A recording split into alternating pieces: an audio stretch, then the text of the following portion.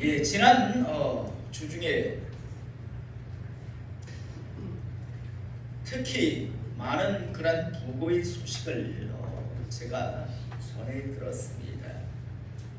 저희들은 지금 예배를 드리면서 다음 주에도 당연히 보장되어 있는 것 같이 우리는 그런 생각을 가지고 지금 예배를 드리는데요. 지난 주 중에 보고를 받은 그런 내용은 첫 번째 월요일 날은요, 가까운 웅상에 있는 그런 같은 노베의 그런 목사님 자녀의 부고 소식이었는데요.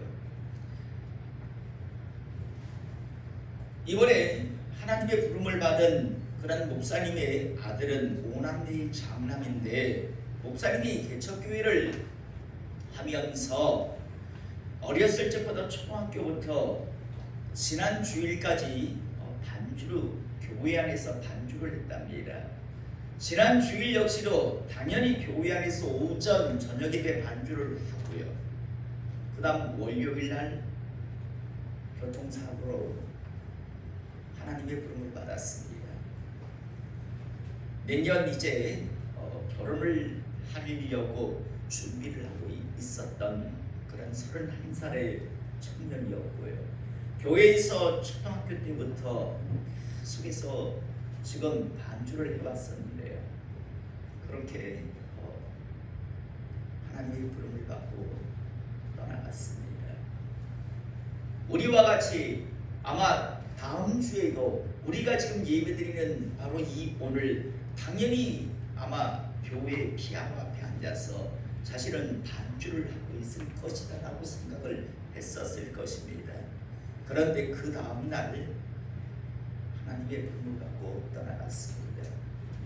또 화요일에는요, 제가 부산에 있을 때 함께 노예에서 함께 사귐을 가졌던 목사님인데, 저는 예전 부산에 있을 때 전라도 쪽에 청빙을 받아 갔다라는 소식을 들었는데, 아마 그쪽에서 한 사역을 하다가 다시 경상도 쪽으로 오셨던 것 같아요.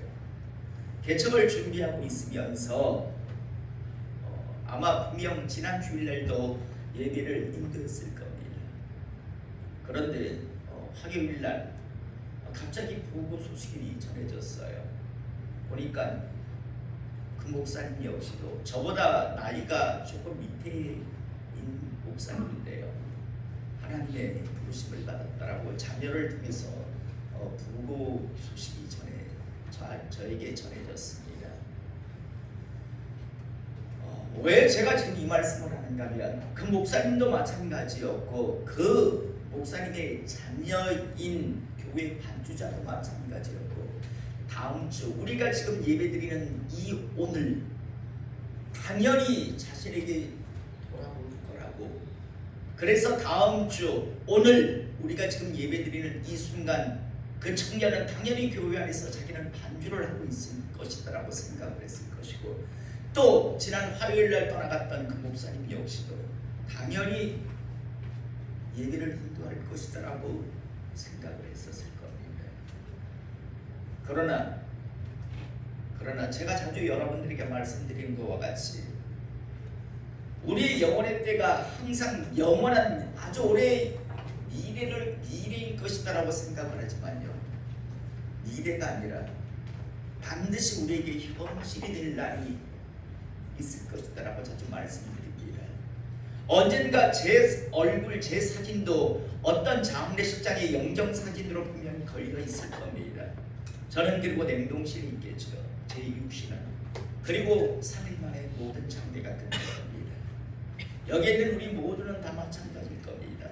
여기에 있는 우리 모든 사람들의 얼굴은, 사진은 다들 영정사진이 되어서 어떤 장례식장에 걸려 있을 겁니다.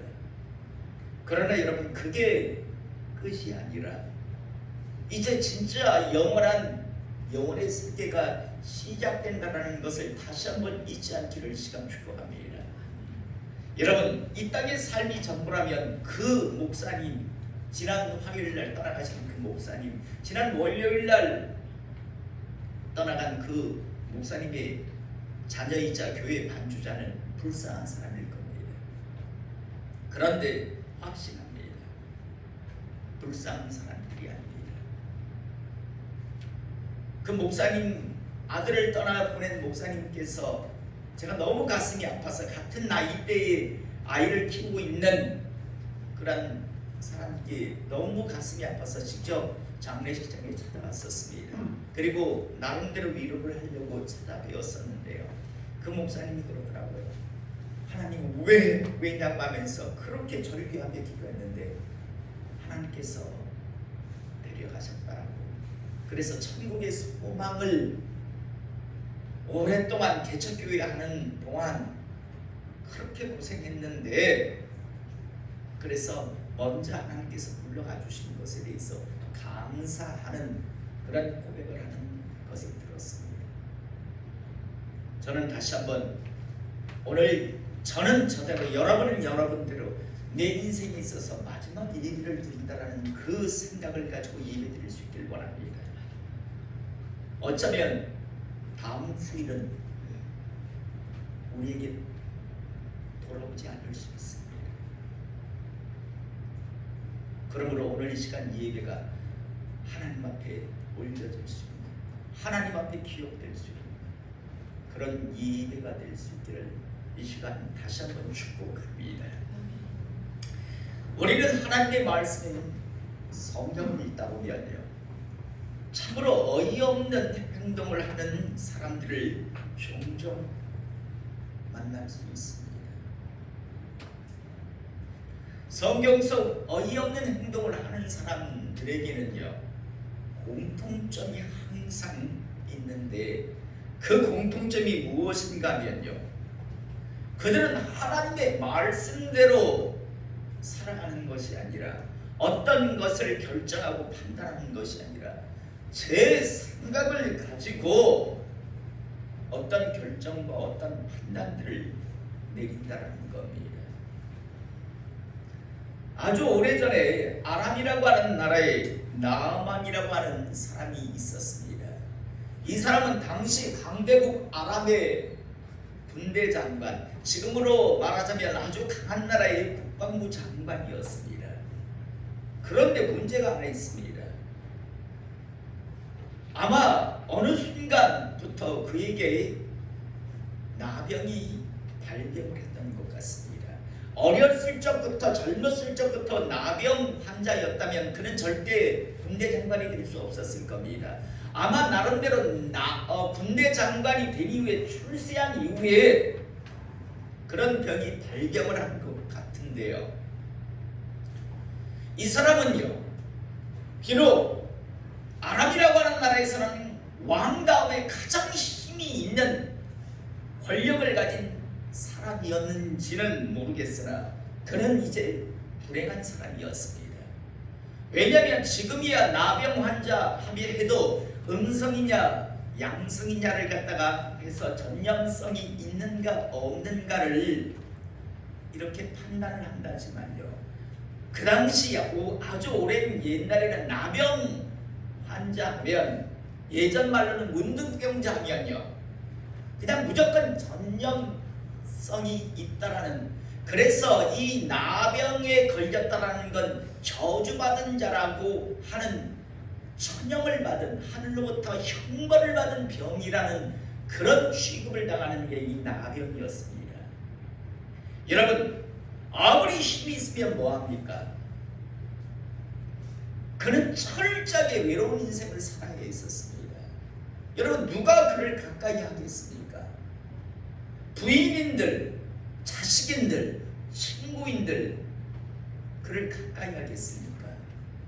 여러분, 한번 스스로 한번 생각해 보십시오. 과학이 지금 발달되어서 이제는 전염성이 없는 나병 환자다, 이 사람은 전염성이 없다라고 이제 판결을 받았다 해도 여러분 가까이 가는데 머뭇거리지 않겠습니까? 암만 과학적으로 이 사람은 절대 나병균을 옮기지 않는 사람입니다라고 한다 한들 그래도 우리가 덥석 가서 손을 잡기가 머뭇거릴 텐데 그때는 무조건 다 전염을 시킨다라고 하는 그런 사고를 하던 시대입니다. 이런 시대에 나병에 걸렸다는 건 나만이라고 하는 사람은 이제 산다는 것 자체가 불행한 인생, 정말 외로운 인생일 수밖에 없었습니다. 그런데 여러분, 이 나아만에게 어느 날요 정말 한 줄기의 빛과 같은 소식이 전해집니다. 대단한 사람을 통해서 전해진 게 아니라 예전에 이 아람이라고 하는 나라가 이스라엘을 공격했는데 이때 붙잡아 온 작은 여자 노예 종이 하나 있었습니다. 이 여자 종은요 이스라엘 유대인 종인데 나아만 집에서 이제 종노릇을 하고 있는데 보니까 자기의 집 주인이 나병에 걸려서 이제 온 집안이 정말 초상집 같은 분위기였을 테니 이 계집 여종이 이런 말을 합니다. 이스라엘 땅에 가면 우리 주인님 저 나병도 고칠 수 있는 분이 계신데 라는 이야기를 하자 누군가가 그 소리를 듣고 이제 나만에게 전달을 해줍니다. 여러분, 대단한 사람이 말한 게 아니라 포로로 끌려와 있는 작은 계집 여종의 말이었습니다. 그런데 10%라도 잡고 싶은 이 나만에게 있어서는 붙들고 싶었을 겁니다. 그래서 즉시 왕에게 가서 자신의 나라의 왕 아람 왕에게 가서 자기를 이스라엘로 보내달라고 이야기합니다.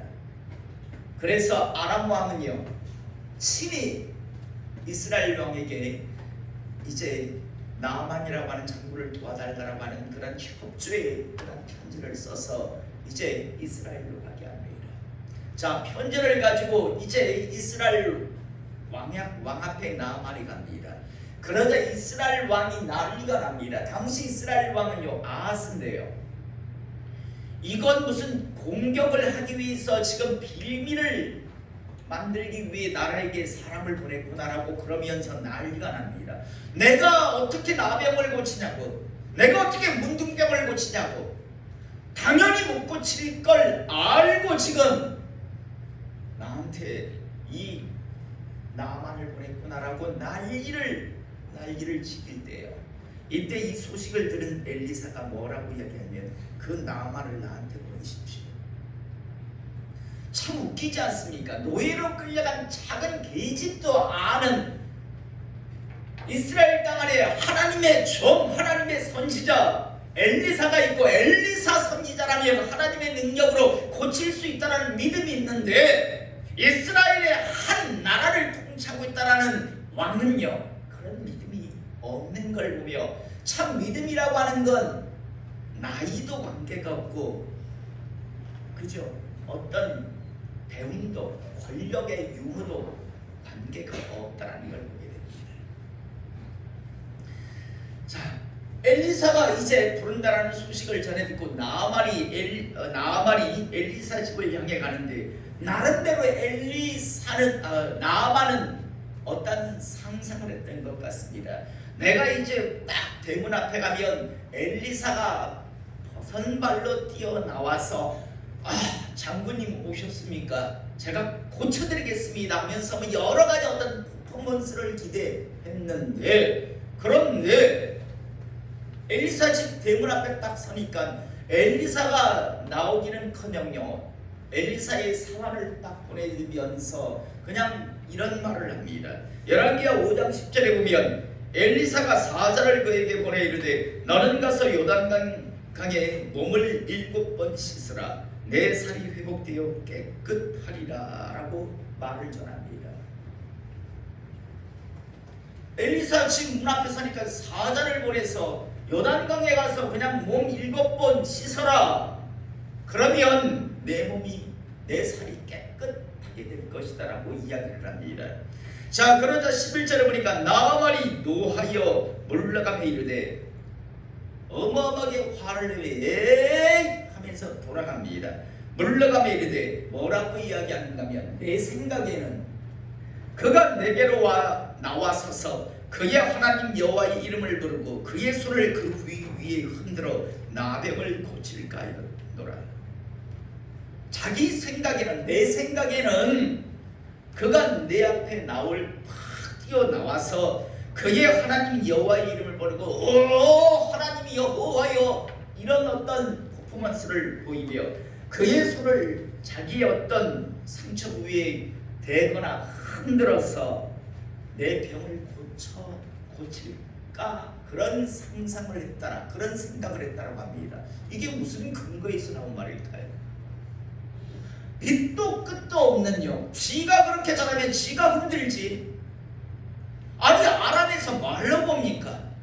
이건 정말 근거도 없는 밑도 끝도 없는 그런 생각을 지금 지가 하고 있는 겁니다. 그러면서 더 붙여서 이야기합니다. 다메섹강 아바나와 바르바른 이스라엘 모든 강물보다 낫지 아니하냐. 내가 거기서 몸을 씻으며 깨끗하게 되지 아니하려 하고 몸을 벌려 분노하였다나니. 자기 나라에 있는 다메섹강 그 줄기 아바나와 바르바리 가서 자기가 이제 거기에 가서 씻겠대요. 거기에 가서 그 강은 더 좋은데 거기에 가서 씻어가지고 내가 이제 몸을 낫게 하겠다. 여러분 나병이 강에 가서 씻어서 나을 병이면 그게 무슨 천연이고 그게 무슨 불체병입니까? 지금 무슨 말도 안 되는 이야기를 지금 말도 안 되는 생각을 하고 있어요. 요단강에 가서 씻어서 나을 것 같으면 우리 다메섹에 있는 다메섹 강에 가서 내가 그냥 씻을란다. 그러면 거기서 낫겠지. 가서 백날을 거기에 씻는다들 그 나병이 낫겠습니까? 그런데 이 밑도 끝도 없는 뭐 말도 안 되는 이야기를 하며 씩씩거리며 지금 화를 내며 돌아가려고 합니다. 만약에 이때 돌아갔으면요 그는 나병 환자로 비참하게 죽었을 겁니다. 무덤도 마을에 안에 세워지지 못하고 저 밖에 세워 붙일 수밖에 없었을 겁니다. 그런데 다행히 지혜로운 종들이 그 옆에 있었습니다. 13절 이하에 보면 그의 종들이 나와서 말하이르되 내 아버지여 선지자가 당신에게 큰 일을 행하라 말하였다면 행하지 아니하였으리까. 제가 자주 말하죠. 만약 나만에게 야 네 눈 하나 투어하네 그러면 나병 나을 수 있어 하면 나만은 어떻게 했을까요? 아마 오히려 눈 힘에 팔려고 했을 거예요. 야 네 한 팔 그냥 잘라내 그러면 네 나병은 나을 수 있어. 아마 그러면 달려들었을 거예요. 아니 더한 걸 시켜도 해야 될 것 아니었습니까? 아니 누나를 뽑으랍니까? 한쪽 발을 자르랍니까? 그냥 요단강에 가서 7번 씻으라는데 그걸 못하고 화를 내며 그 멀리서부터 왔다가 그냥 씩씩거리며 돌아갑니까? 도대체 근거가 뭡니까? 그러면서 하물며 당신에게 이르기를 씻어 깨끗하게 하라 함이니까. 아니 그거 쉽다고 지금 돌아갑니까? 라고 하면서 이야기합니다. 14절에 나아만이 이에 내려가서 하나님의 사람의 말대로 요단강에 7번 몸을 잠그니 그의 살이 어린아이의 살같이 회복되어 깨끗하게 되었더라 라고 되어 이제 말씀이 나옵니다. 여러분 나아만의 행동을 여러분 이해가 가십니까? 이게 무슨 황당한 행동입니까? 누나를 빼라는 것도 손을 잘라라 발을 잘라서 하나님 앞에 드리라라고 한 것도 아니고 그냥 하나님의 말씀에 너는 가서 요단강에 가서 몸 7번 씻으라는데 그런데 내 생각에는 그게 아니야. 내 생각엔 그렇게 하는 게 아니야 라고 꼴값을 떨며 지금 돌아간다라고 합니다. 돌아가서 다메섹 강에 가서 첫날 만나를 갖다 그 아래서 씻은다 한들 그 병이 나았겠습니까? 참 말도 안 되는 짓을 나아만이 하는 걸 보게 됩니다. 그나마 다행히 종의 말을 듣고 하나님 말씀의 순종함을 통해서 이제 그가 새로운 기회를 얻게 되는데요. 사랑하는 성도 여러분, 하나님께서 시대마다 찾는 사람은요 똑똑한 사람이 아닙니다. 약삭 빠른 사람이 아닙니다. 하나님께서 시대마다 원하시고 찾는 사람은요, 철저하게 하나님의 말씀에 순종하는 사람이라고 하는 사실을 잊지 않기를 이 시간 축복합니다. 여러분, 교회 안에 보십시오. 잘나고 똑똑하고 약삭 빠른 사람들이 신앙생활을 하는 사람이 있는가요? 약삭 빠른 사람은요, 신앙생활하다 다 나가 떨어집니다. 교회 안에 섞여 있는지 모르지만 절대 하나님의 일꾼이 못 됩니다. 스스로 오만방자 교만함을 떠는 사람은요, 절대 교회 안에서 일꾼이 못 됩니다. 맨날 뜨레기 교인 노릇을 하며 이 교회의 첫 교회 떨어져야지요.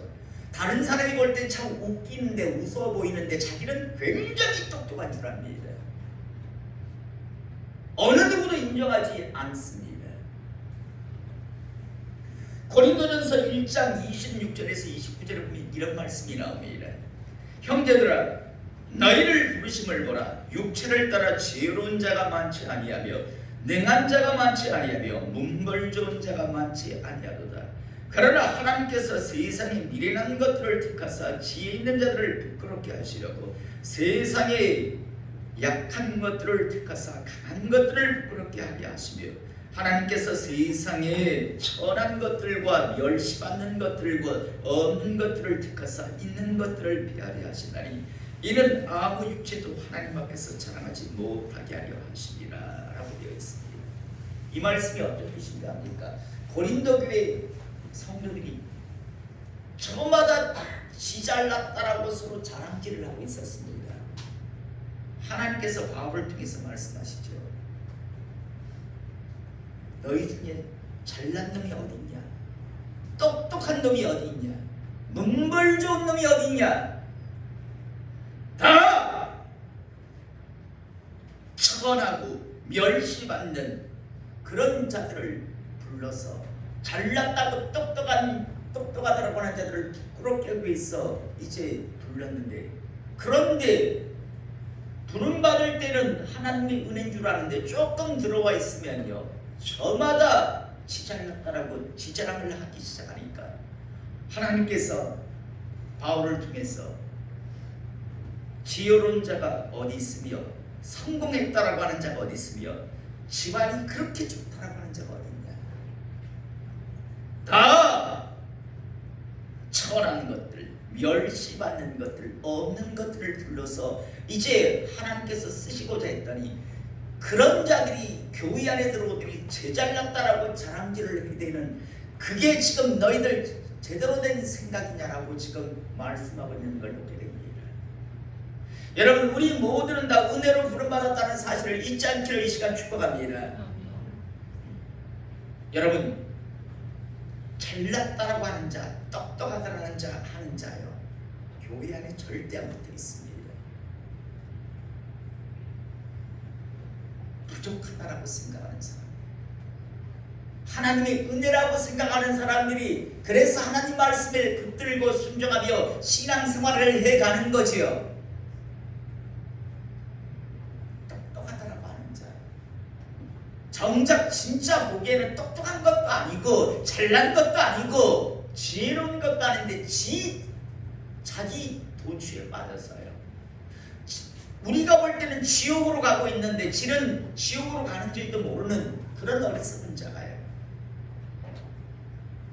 신앙생활을 하지도 않은 채 교인놀이나 하며요, 그렇게 섞여 있는 것을 수없이 많이 보게 됩니다. 저는 다시 한번요, 오늘 시간 우리 성도님들이 다시 한번 분명하게 마음판에 새기길 원합니다.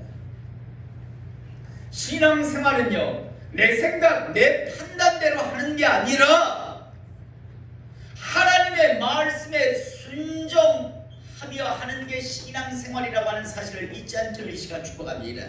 나아가 교회 안에 있으면서 평생을 지질이 봉상으로 살고 자식들에게, 후손들에게 지질이 봉상의 가난을 물려주는 분들이 되지 않기를 이 시간 축복합니다. 여러분, 하나님 말씀에 불순종하면요, 하나님 말씀대로가 아니라 지 생각대로, 지 판단대로 하는 사람들은 하나님으로부터 그 어떤 어떤 은혜도 그 어떤 하나님의 축복도 받아 누릴 수 없다라고 하는 사실을 잊지 않기를 다시 한번 축복합니다. 나만과 같이 말도 안 되는 내 생각에는 엘리사가 나한테 나와가지고 하나님의 이름을 부르고 내 상처 위에 손을 흔들며 할 줄 알았다. 무슨 근거로요? 근거도 없는 지 생각, 지 판단을 가지고 신앙생활을 합니다. 여러분, 성경 안에는 나만과 같은 사람이 얼마나 많은 줄 모릅니다. 지 생각, 지 판단대로 하다가 결국에는요, 하나님의 축복이 아니라 화를 자초하는 사람들이 얼마나 많습니까? 지난 우리가 주일날 들은 말씀도 뭡니까? 야곱이라고 하는 사람이죠. 야곱이 하나님과 약속했잖아요. 하나님, 저 이곳으로 돌아오게 하시면 이곳에서 하나님 말을 섬기기 위해 매사에 하나님을 인정하며 살겠습니다. 저는 하나님의 백성이 되겠습니다라고 소원했단 말이에요. 하나님은 신실하게 약속을 지켰어요. 하나님의 군대를 보내셔 야곱을 지켜주시고 있었다고요. 그냥 올라가면 됐잖아요. 라반이 그를 죽이려고 할 때, 에사가 그를 죽이려 할 때마다 항상 하나님은 그를 보호하시고 지켜주셨어요. 그냥 베델로 올라가면 되는데 어떡합니까? 하란 땅에서 세겜까지 약 800km입니다. 800km를 달려왔어요. 하나님께서 지켜주셨어요. 출발할 때도 지켜주셨고 도착할 때도 지켜주셨어요. 이제 올라가면 되는데 이제 세겜에서 베델까지는 약 30km밖에 안 남았습니다. 양산에서 부산 가는 거리예요. 서울, 부산을 왕복할 거리를 달려왔는데 이제 양산에서 조금만 가면 부산이잖아요. 거기 갈 거리만 가면 되는데 에이 뭐 여기가 거기지 뭐. 다 온 거나 마찬가지니까 하나님도 이해하시겠지. 그래서 세겜에서 그냥 아예 거기서 눌러앉잖아요. 그런데요, 하나밖에 없는 딸 디나가 강난을 당한다니까요. 자식들이 하나님을 팔아 세겜성 사람들을 살려고 합니다. 주변에 있는 모든 민족이 이제 다윗 집안을 완전히 멸문지화를 시킬 그런 상황이 지금 연출됩니다. 하나님 말씀에 순종해서 하나님이 정하신 곳 베델로 갔어야죠. 그런데 먼저 다 왔으니까 이 정도면 뭐 하나님도 이해하시겠지. 세겜은 하나님의 축복의 장소, 약속의 장소가 아닙니다. 하나님이 원하시는 선이 아닙니다. 하나님이 원하시는 건 베델이었습니다. 여러분, 저는 우리 성도님들이 야곱 같은 분이 없기를 이 시간 축복합니다. 하나님께서 원하시는 건 전적인 순종이지요. 어정쩡한 순종이 아니라고요. 어정쩡한 순종은 불순종입니다. 사울왕 같은 경우에도 마찬가지잖아요. 하나님께서 야 아합을 비롯해서 아말렉을 완전히 진멸해라. 여자도 애도 살리지 말랍니다. 그런데 나중에 사무엘 선지자가 와서 왜 하나님 말씀대로 순종하지 않습니까? 무슨 소리 합니까? 저 하나님 말씀대로 순종했는데요. 아니 순종했는데 어떻게 저 짐승 소리가 나고 저 아간이 살아있습니까? 라고 했잖아요. 사울 왕의 생각에는 이 정도 했으면 하나님 말씀에 순종한 거라고 생각한 거예요. 하나님은 아각도 죽이고 짐승도 하나도 남겨들지 말라라고 했는데 사울 왕은 이 정도만 하면 하나님도 이해하시겠지. 이 정도만 해도 하나님의 말씀에 순종한 거라고 생각한 겁니다. 마치 야곱이 베델이 아니라 이제 세겜까지 왔으니까 뭐 순종한 거와 마찬가지잖아. 하나님도 인정하실 거야. 사울 왕도 똑같은 짓을 합니다. 우시야 왕은 어떻습니까? 하나님의 얼마나 복을 받았습니까? 그런데 제사까지 지가 집전하겠다고 교만해가지고 들어가잖아요. 그래서 대제사장들이 나와가지고 무슨 짓을 합니까? 이 제사는 오직 제사장 일만이 지낼 수 있습니다. 왕이라고 지낼 수 없습니다. 나와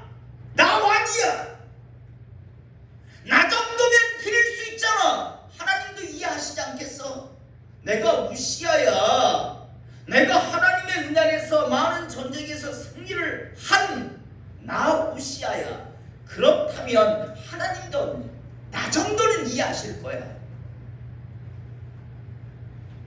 다른 사람은 안 될 거야. 그런데 나는 될 거야.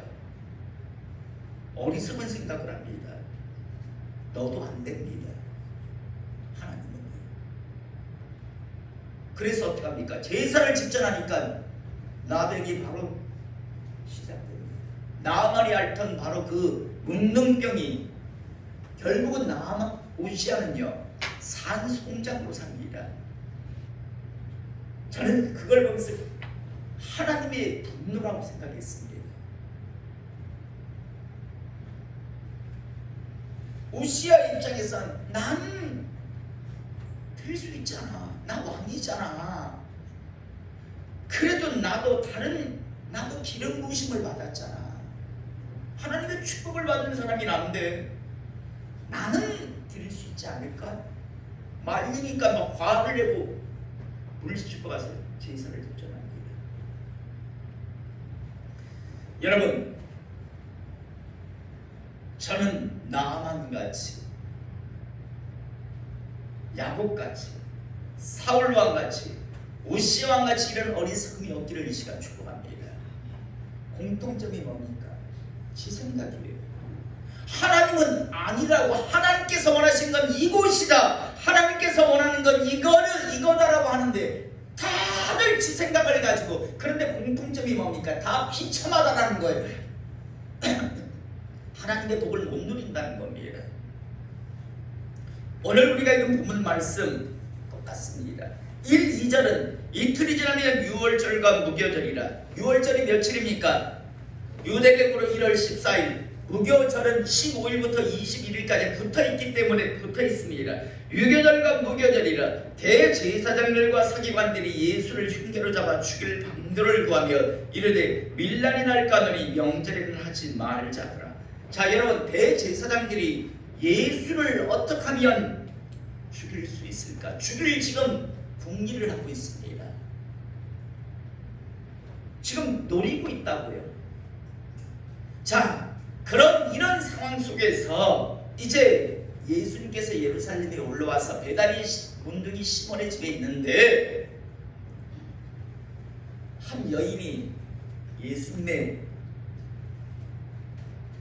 발날에요 머리에다가 향유를 붓는데 값진 향유, 순전한 나드 한 모금이라고 하는데, 여러분 5절에 보면 이 향유가요 300데나리온 이상의 가치를 지니고 있습니다. 전에도 말씀드렸지만 한 데나리온은 하루 품삯입니다. 300데나리온이라면 거의 1년 연봉이라고 생각하시면 됩니다. 어떤 한 사람이 1년치 연봉의 가치가 나가는요, 값어치가 있는 그런 향유를 예수님께 지금 줬습니다. 그러자 사람들이 왜 허비하느냐라고 이야기합니다. 왜 이렇게 비싼 것을 허비하느냐라고 이야기할 때 예수님께서 뭐라고 하시는가 하면 7절에요. 가난한 자들 허비한다라고 하며 그들의 명분은 이렇게 허비하지 말고 가난한 사람들에게 나누어 주면 좋지 않느냐라고 이야기할 때 예수님께서 7절에 뭐라고 이야기하냐면 가난한 자들은 항상 너희와 함께 있으니 아무 때라도 원하는 대로 도울 수 있거니와 나는 너희와 항상 함께 있지 아니하리라 라고 말씀합니다. 여러분, 너희들 그렇게 가난한 사람을 생각하는 사람들이니? 그 가난한 사람들은 항상 너희들하고 있을 거야. 근데 나는 너희들하고 항상 함께 하지 못하니 라고 하면서 이 여인은 지금 믿음으로 나한테 하는 행동, 잘한 행동이라고 이야기를 합니다. 지금 제자들은 뭔가 명분이 있어야 되잖아. 그래서 가난한 자들에게 라고, 가난한 자들을 보면 더 좋지 않느냐라고 이야기할 때 가난한 자들은 항상 너희와 함께 있잖아. 앞으로도 가난한 자들만이 도울 수 있잖아. 그런데 나는 너희와 함께 할 수 없다라고, 항상 있지 아니하다라고 이야기합니다. 자, 여러분, 그러자 오늘 10절 11절에 보니까 12 중에 하나인 가룟 유다가 예수를 넘겨주려고 대제사장들에게 가네. 아까 1, 2절에 지금 어떻게 하면 저 예수를 죽일 수 있을까?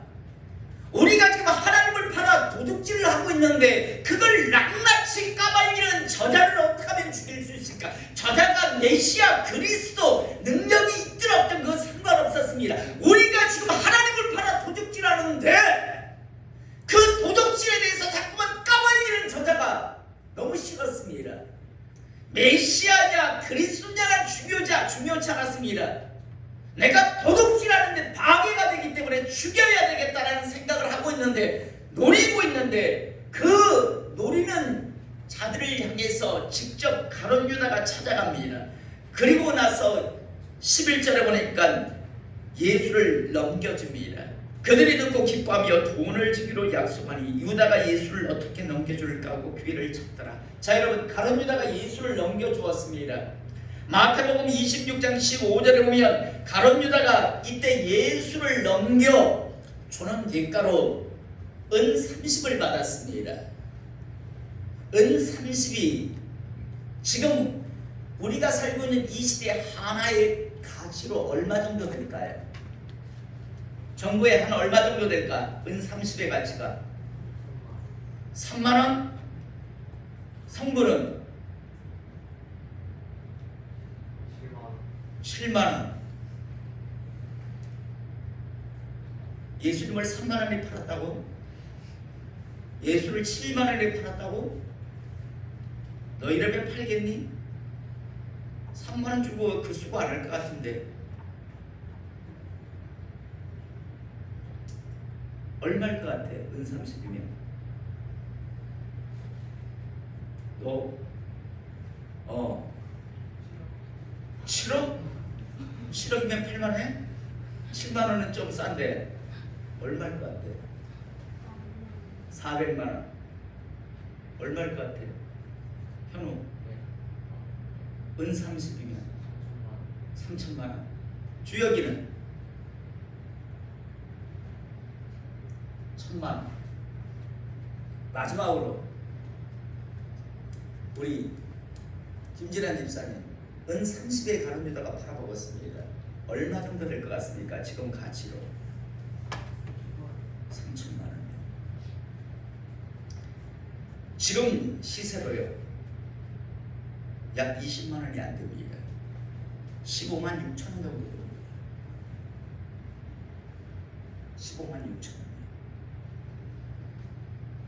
여러분, 약 20만 원이 채 안 되는데 일반적으로 약 20만 원 정도 이런 선으로 이야기를 하는데요. 자 여러분, 돈 때문에 판 게 아니에요. 여러분, 지금의 가치로 15만 6천 원 정도, 그러니까 약 20만 원 정도. 여러분, 지금 뭐 옛날로 가가지고 20만 원이 그게 아닙니다. 지금의 가치, 당시에도 그 정도 가치예요. 돈 때문에 예수를 팔아서 돈을 벌려고 돈 때문에 판 게 아니라고요.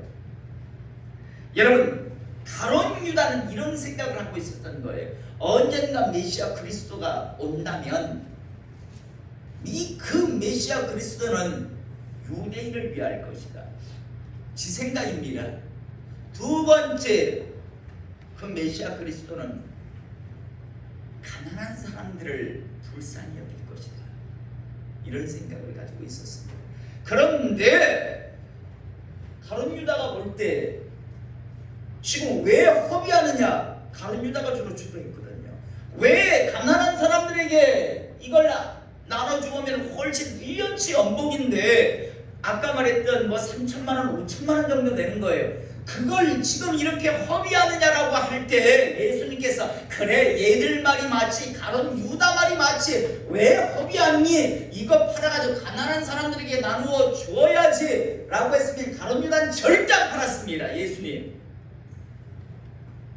그런데 가난한 사람을 지금 들먹였는데 예수님께서 야, 가난한 사람들은 항상 너희와 함께 있잖아. 가난한 사람들은 나중에 너희들이 계속 도와주면 되고, 지금 이 여인은 나한테 좋은 일을 했다라고 하는 그 말을 듣는 순간 가룟 유다는 꼴값을 떨고 있었습니다. 이놈은 가짜다. 이건 메시아 그리스도가 아니다. 가난한 사람들 생각하자니 이런 게 무슨 메시아 그리스도라고 자기 나름대로 생각하고 판단하고 결정합니다.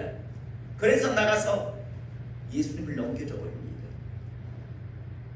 20만 원이 탐이 나서가 아니라 이 장은 가짜다라는 그런 판단을, 그런 결정을 하게 되는 겁니다. 그래서 가서 팔아봅니다. 죽어도 좋을 자, 그렇게 생각하는 겁니다. 무슨 근거로? 지 생각을 가지고, 지 판단을 가지고. 우리나라 개그맨 중에요, 박영진이라고 하는 개그맨이 있는데 그 개그맨이 있던 퍼뜨린 유행어가 하나 있습니다. 혹시 아시는 분이요?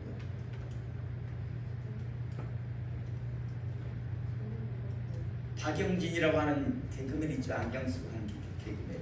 그 개그맨이 터뜨린 유행어가 하나 있는데 아는 분 한번 손 들어보세요. 시험적인 싸움 뭐라고요? 손은 누가 키워? 네, 다시 한번 일어나서 크게. 자, 시작. 예, 저 말 듣고 소 키우는 거하고는 상관없을 것 같은데. 예, 내가 유행어를 갖다 퍼뜨린 유행어를 듣자는 게 아니라 여기에 맞는 이야기를, 그건 네 생각이에요. 제가 흉내를 내지 못합니다. 여러분, 이 시대 참 많은 사람들이요, 지 생각을 가지고 신앙생활을 해요. 그런데 해주고 싶은 말입니다. 그건 네 생각이에요. 그런데 하나님의 생각은 달라요.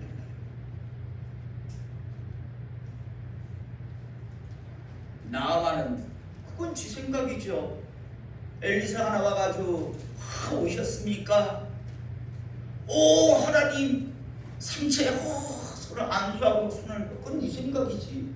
하나님의 생각은 야 요단강에서 물 일곱 번 씻어. 그게 하나님의 생각이에요.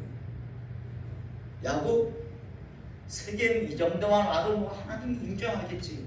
그건 네 생각이에요. 하나님이 원하신 건 베델이에요. 사울왕 뭐 아가 왕 하나 살리고 뭐 저 짐승 남겨두니 이게 뭐 그래도 뭐 순종한 거지 뭐. 그건 네 생각이에요. 하나님의 생각을 썩이 진멸했어야 됐어요.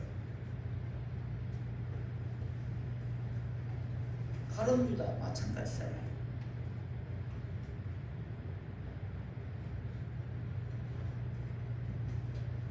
주님께서 그렇게 말씀하시는데 내가 이제 고난받고 3일 만에 부활할 것이고 내가 이제 그 사명을 감당할 거라고 하는데 그 말씀은 온데간데 없고요. 얼마나 지가 가난한 자들을 생각했다고요. 무슨 근거로 지가 그런 기준을 가지고 메시아 그리스도를 판단합니까? 그리고 나름대로 가짜다 그러면서 20만 원이 안 되는 돈에 예수를 팔아버립니다. 여러분, 가룟 유다가 들었던 가장 가슴 아픈 말이 뭡니까? 차라리 태어나지 아니하였더라면 좋을 뻔한 자라고 그 말이거든요. 안 태어났으면 차라리 지옥도 안 갈 텐데 넌 참 태어난 게 저주다, 불쌍하다 라는 소리지 않아요. 저는 오늘 이 시간 저도 여러분들도 이 땅에 태어난 게 비극이 되지 않기를, 저주가 되지 않기를 이 시간 축복합니다. 차라리 잉태되지 아니하였다면, 이 땅에 태어나지 않았다면 천국도 안 가겠지만 지옥도 안 가겠죠. 그런데 이 땅에 태어났습니다. 그러므로 우리는 천국 아니면 지옥을 향해 영원의 때를 향해 가야 합니다. 저는 오늘 이 시간 우리 모두가요, 가룟 유다가 가 있는 곳, 가룟 유다를 보는 사람이 없기를 이 시간 축복합니다. 가룟 유다를 볼 일이 없는 분들이 될 수 있기를 이 시간 축복합니다. 그러기 위해서는요, 이제 우리가 생각하는 우리의 기준, 우리의 판단, 그런 건 내려놓을 수 있기를 바랍니다. 하나님의 말씀, 하나님의 말씀의 기준을 가지고 우리가 신앙생활을 하는, 그런 하나님의 사람과 가정과 교회가 되기를 원합니다. 언젠가 영혼의 때는, 영혼의 세계는 우리 현실이 될 때가 있을 겁니다. 언제일지 우리는 모릅니다.